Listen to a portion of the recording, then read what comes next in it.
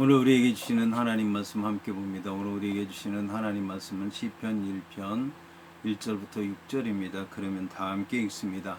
복 있는 사람은 악인들의 꾀를 따르지 아니하며 죄인들의 길에 서지 아니하며 오만한 자들의 자리에 앉지 아니하고 오직 여호와의 율법을 즐거워하여 그 율법을 주야로 묵상하는도다. 그는 시냇가에 심은 나무가 철을 따라 열매를 맺으며 그 잎사귀가 마르지 아니함 같으니 그 모든 일이 다 형통하리로다. 악인들은 그렇지 않으며 오직 바람에 나는 겨와 같도다. 그러므로 악인들은 심판을 견디지 못하며 죄인들이 의인들의 모임에 들지 못하리로다. 대저 의인들의 길은 여호와께서 인정하시나 악인들의 길은 망하리로다. 아멘. 오늘 말씀의 제목은 복 있는 사람입니다. 그러면 본문의 말씀을 통해 함께 은혜 나누도록 하겠습니다. 오늘 말씀은 시편 1편 1절부터 6절까지의 말씀 가운데서 3절, 2절, 3절에 해당하는 말씀입니다. 그러면 다 함께 오늘 말씀 통해 은혜 나누도록 하겠습니다. 시편 1편 1절의 말씀이 소극적인 측면에서의 의인의 특성을 묘사했다면 2절의 말씀은 적극적인 측면에서의 의인의 특성을 묘사하고 있습니다. 앞선 1절에서는 복 있는 사람이 취하는 삶의 태도를 삼중으로 평행을 이루는 문장을 사용한 대꾸법을 사용해서 세 가지 소극적 측면을 보여주었습니다. 이제 본절 2절에서는 복 있는 사람이 갖는 적극적인 측면으로서 여호와의 율법을 사랑하는 것을 제시하고 있습니다.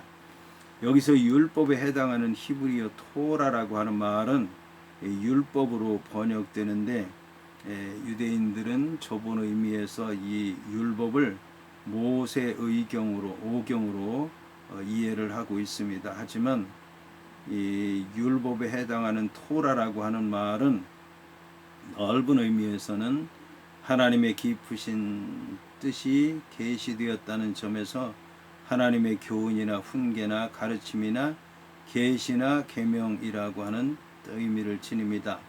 이와 함께 토라로서 여호와의 교훈은 기록된 말씀으로 나타나기 때문에 성경을 의미하기도 합니다. 적어도 본 시가 전체 시편의 서문의 성격을 가지기 때문에 여호와의 율법이라고 하는 용어는 모세 오경뿐만 아니라 시편 전체에 흐르고 있는 하나님의 교훈을 내포하고 있는 것으로 보는 것이 좋을 것입니다. 이제 이 율법은 토라라고 얘기를 하고 있는데 토라라고 하는 말의 원래의 의미는 가르침입니다. 가르침이라고 하는 것은 여호와 하나님께서 법을 말씀하시지만 법을 말씀하시기 전에 법의 성격에 대해서 말씀을 하고 있습니다. 법이라고 하는 것은 어떤 것에 대해서 준비하도록 하기 위한 것인데 여호와 하나님께서 율법을 주시기 전에 그 율법은 여호와 하나님께로부터 은혜 받는 도구라고 얘기를 하고 있습니다. 그러니까 율법은 하라 하지 말라 라는 명령으로 되어 있는데 왜 하라 하지 말라라고 하는 명령을 주시냐 하면은 하나님의 말씀에 순종하게 되면 복을 받는다는 것입니다. 그리고 하나님의 말씀에 순종하지 않으면 저주를 받는다고 하는 것입니다. 여호와 하나님께서는 하나님의 말씀 율법을 통해서 심판을 내리고 저주를 내리고 멸망당하는 걸 원하시는 것이 아니라 율법을 통해서 저주받지 않고 복을 받도록 하기 위해서 율법에 대해서 말씀하시기 전에 율법이 어떤 것인가 미리 말씀하고 계신 것입니다. 그리고 율법을 범했을 때에는 저주를 받고 율법을 지켰을 때는 복을 받지만 그런데 이제 율법을 범했을 때 죄를 지었을 때는 어떻게 속죄하는가에 대해서도 말씀하고 있습니다. 영적으로는 회개하는 것이고 육체적으로는 물질적으로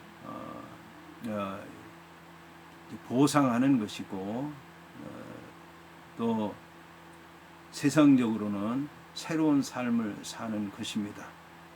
그래서 이 율법이라고 하는 것은 과거와 현재와 미래에 대해서 모두 이제 말씀하고 있는 것입니다. 그러면 이제 본문의 말씀에 들어가도록 하겠습니다. 본문의 여호와의 율법을 즐거워하여 그 율법을 주야로 묵상한다라고 하는 말씀은 적극적인 측면에서 본 의인의 특성이 어떤 것인가에 대해서 말하고 있는 것입니다.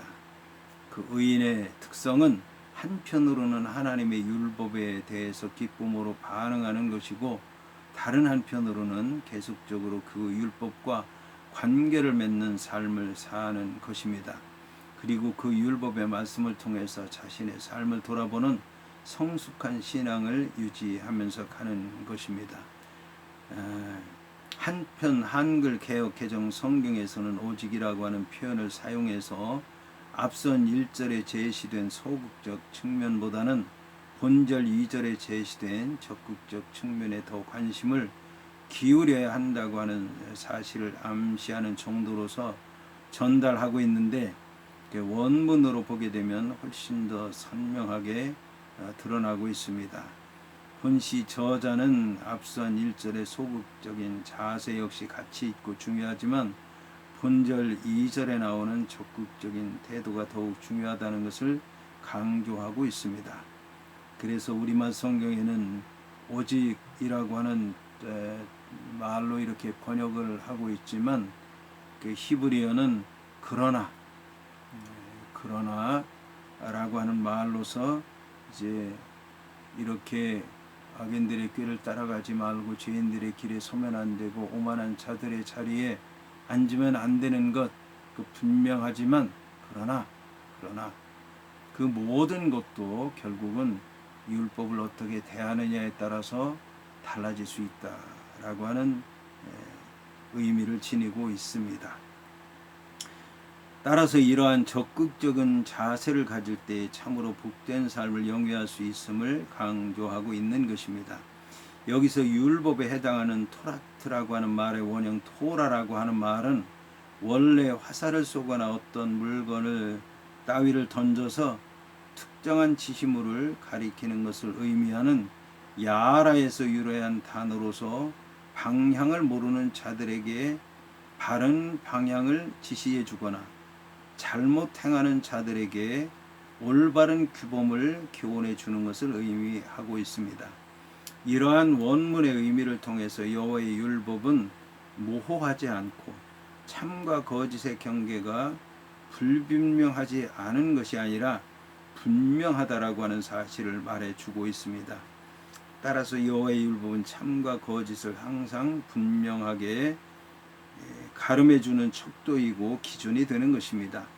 그러한 율법을 즐거워하는 자들이야말로 하나님의 백성이라는 것입니다. 이처럼 여호와의 율법을 즐거워하는 자들이야말로 여호와 하나님을 진심으로 사랑하는 자들인 것입니다.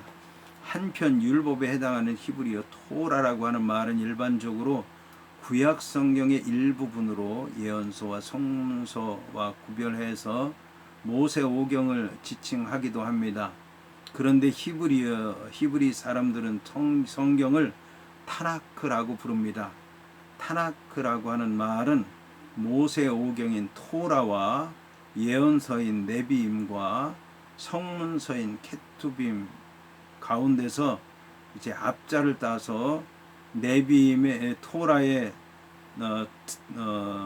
타, 네비임의 나, 그다음에 케투빔의 크 앞자를 따서 타나크라고 부르는 것입니다. 한편 본절 2절은 앞절 1절과 주어가 복 있는 사람이라고 번역되어 있기 때문에 복 있는 사람은 율법을 즐거워하며 주야로 묵상하는 자라는 식으로 번역했습니다.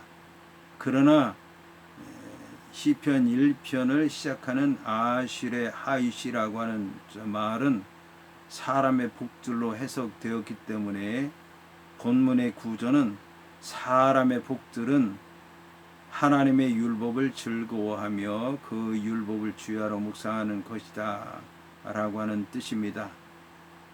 다시 말씀드리면 복 있는 사람은 율법을 즐거워하며 주야로 묵상하는 자다 라는 뜻이 아니라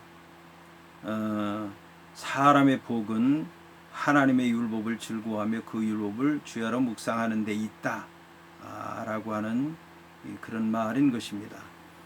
여기서 즐거워한다라고 하는 말은 의인이 율법인 토라 안에서 하나님의 뜻을 깨닫고 기뻐하는 상태를 묘사하는 말입니다. 이와 같이 하나님의 계시의 말씀 안에서 즐거움을 얻는 것은 의인만이 누릴 수 있는 행복한 삶의 모양이라고 할 수 있는 것입니다.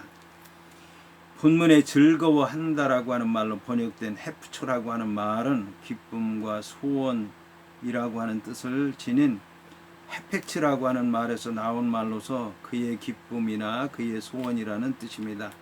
따라서 이제 2절 상반절을 직역하면 그의 즐거움이 여호와의 율법 안에 있다는 뜻입니다. 이것은 곧 의인이 토라 안에서 여호와의 율법 안에서 여호와의 뜻을 깨닫고 여호와 앞에서 기뻐하는 상태를 묘사하는 말입니다. 이처럼 여호와의 율법을 즐거워하고 밤낮으로 묵상하는 것을 참된 복이라고 한 것은 율법이야말로 사람으로 하여금 여호와의 말씀 앞에서 죄를 깨닫고 여호와의 율법으로 인해서 즐거워하고 여호와의 율법을 따를 때 하나님의 뜻 안에서 살 수 있기 때문입니다. 다시 말해서 인간이 하나님께서 주시는 율법에 대해서 기쁨으로 반응하면서 계속적으로 그 율법과 관계를 맺는 삶을 살아야 되는 것입니다. 그럴 때 사람에게 율법은 더 이상 짐이 되지 않고 오히려 사모하게 되는 사모의 대상이 되는 것입니다. 그는 하나님을 마음속 깊이 사랑하게 됩니다. 더욱이 그 율법을 사랑하게 됨에 따라서 자연히 율법을 지키게 되는 것입니다. 이것은 복 있는 사람에게는 여호와의 율법이 그의 즐거움이자 성취하고자 하는 소원이라고 하는 것을 말씀해 주는 것입니다. 복 있는 사람은 악인과 함께 죄를 도모하는 것을 기뻐하지 아니할 뿐만 아니라 여호와의 율법을 기뻐한다는 것입니다. 그러므로 그는 그 율법을 주야로 묵상하는 삶을 사는 것입니다. 본문에서 묵상할 것이다라고 하는 말에 해당하는 히브리어 예흑게라고 하는 말의 원형 하가라고 하는 말은 본래 무언가를 계속적으로 중얼거리는 것을 의미합니다. 그리고 이 하가라고 하는 말은 묵상한다라고 하는 뜻 외에도 말한다, 속삭인다라고 하는 뜻을 가진 단어입니다. 이것으로 볼 때 의인은 묵상하는 도중에 하나님의 말씀을 조용하게 암송하는 것을 말하는 것입니다. 여호와의 율법은 어떤 상징이나 그림이 아닌 읽을 수 있는 글로 되어 있기 때문에 그 글을 읽고 암송할 수가 있는 것입니다.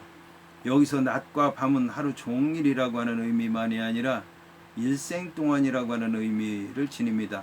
복 있는 사람은 낮에 율법을 묵상할 뿐만 아니라 잠자리에 드는 밤중에도 율법과 함께하며 더 나아가 일생 동안 한순간이라도 빠짐없이 율법과 함께 사는 삶을 사는 사람입니다. 따라서 이것은 율법을 머리로 생각하고 마음으로 수용하는 것뿐만 아니라 몸으로 실천함으로써 율법과 혼연일체가 되는 삶을 사는 것을 말하는 것입니다. 이처럼 본문에서 제시하는 묵상이라고 하는 것은 물론 입으로 율법의 말씀을 외우면서 마음으로 율법의 의미를 되새기는 것을 나타내는 것은 아닙니다. 오히려 그 이상의 의미를 지닌다는 말씀입니다. 여호와의 율법을 묵상한다라고 하는 것은 율법에 대해서 감정적으로 즐거움을 갖는 것에 머무르는 것이 아니라 율법의 삶을 통해서 적극적으로 율법을 실천하는 것을 말하는 것입니다. 이것은 앞절에 암시되어 있는 것처럼 멸망당할 자가 자신의 생활 가운데서 악인들의 꾀를 따르고 죄인들의 길에 서고 오만한 자들의 자리에 앉는 것과 달리 적극적으로 율법을 실천하는 것을 말하는 것입니다.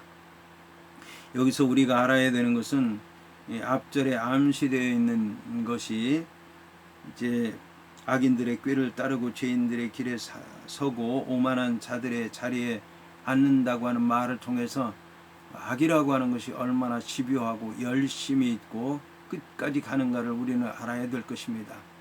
악한 자들이 그렇게 집요하게 끝까지 멸망당할 때까지 그 길을 가고 있는데 하나님의 말씀을 따른다고 하는 하나님의 백성들이 하나님의 말씀 율법을 그저 감정으로만 기분으로만 들을 때만 기뻐하고 버린다라고 하는 것은 그것은 잘못된 것이라고 얘기할 수 있는 것입니다. 그래서 우리는 그 말씀을 기쁜 마음으로 받아들이는 것만이 아니라 우리의 몸을 통해서 체험해야 되는 것이고, 돌아보면서 그 말씀대로 살았는가 묵상해야 된다라고 하는 것입니다. 복 있는 사람은 자신이 즐거워하며 성취하기를 소원하는 여호와의 율법을 끊임없이 입으로 되뇌이면서 묵상하는 삶을 살아야 하는 것입니다. 이러한 삶은 모세가 이스라엘 백성에게 명령했던 여호와를 사랑하는 방법과 동일한 것입니다. 이어서 본문은 그는 시냇가에 심은 나무가 철을 따라 열매를 맺으며 그 잎사귀가 마르지 아니함 같으니 그 모든 일이 다 형통하리로다 라고 말씀하고 있습니다. 저자는 앞선 1절과 2절에서 악인과 대조되는 의인의 특성을 소극적인 면과 적극적인 면으로 나누어서 보여주고 있습니다. 이제 3절과 4절에서는 의인과 악인의 대조되는 실상을 시냇가에 심은 나무와 바람에 나는 겨에 빗대어 표현하였습니다. 이러한 대조적 실상을 밝히는 데 있어서 시인은 직유법적인 표현을 사용해서 선명하게 반영하고 있습니다. 시인은 먼저 의인의 번영을 시냇가에 심겨진 음으로 말미암아 때를 따라 과일을 맺으며 그 잎사귀가 마르지 아니하는 나무에 비유를 하고 있습니다. 본문에 시냇가에 심은 나무는 의인의 복된 상태에 대한 비유입니다. 의인이 하나님의 말씀 안에서 항상 기쁨을 공급받는 상태를 시냇가에 심은 나무에다 비유한 것입니다.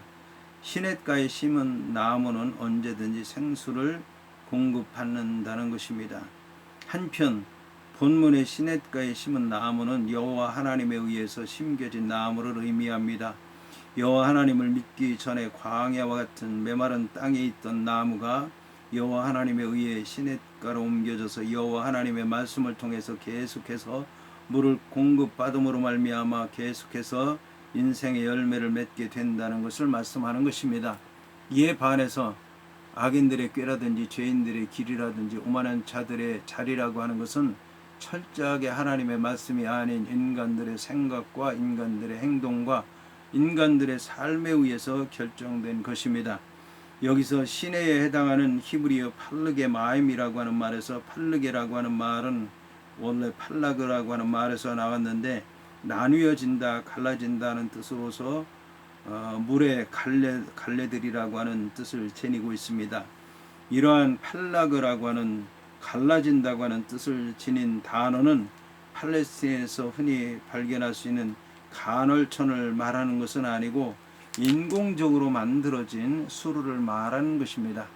그래서 본문에서 말하는 시내라고 하는 것은 천연적으로 만들어진 냇물을 얘기하는 것이 아니라 여호와 하나님께서 만드신 수로로서 마르지 않는 시내를 얘기하는 것입니다. 따라서 이러한 용어를 사용한 것은 사람의 복이란 자연적으로 얻어지는 것이 아니라 하나님께서 주시는 선물이라고 하는 것을 알게 하는 것입니다.